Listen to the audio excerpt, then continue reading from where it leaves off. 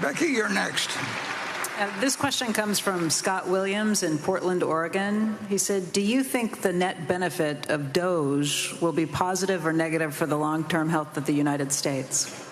Well, why don't you give me a hard one? I think that bureaucracy is something that is amazingly prevalent and contagious even in our capitalist system, and that big corporations, overwhelmingly, most of them look like they could be run better. I'm sure Berkshire does in many respects, and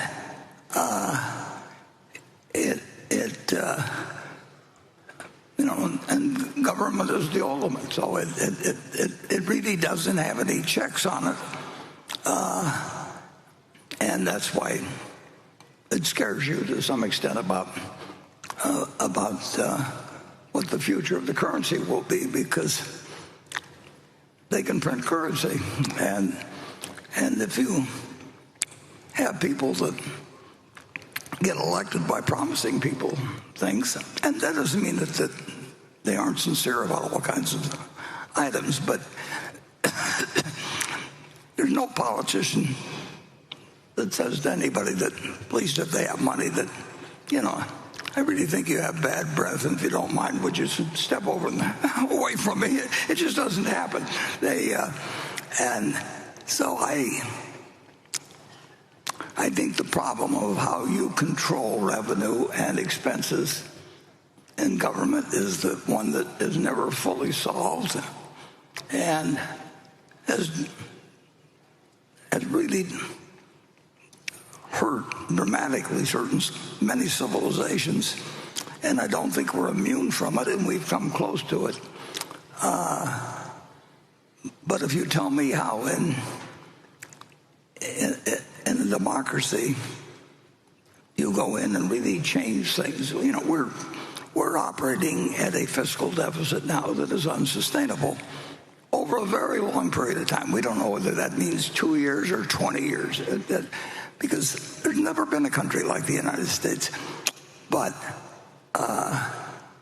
you know that if something can't go on forever, it will end, to quote Herbert Stein, a famous economist. And we are doing something that is unsustainable, and it has the aspect to it that it gets uncontrollable to a certain point. I mean, essentially, you just give up on it. And Paul Volcker, kept that from happening in the United States. But we came close. We've come close multiple times, and we've still had very substantial inflation in the United States, but it's never been runaway yet. And that's not something you want to try and experiment with, because it feeds on itself.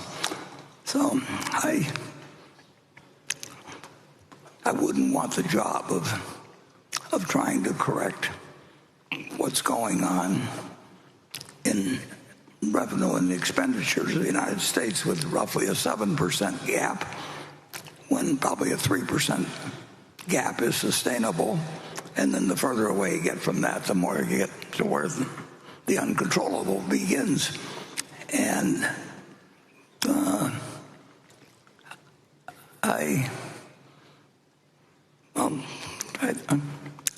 I think that it's a job I don't want, but it's a job I think should be done. And Congress does not seem good at doing it.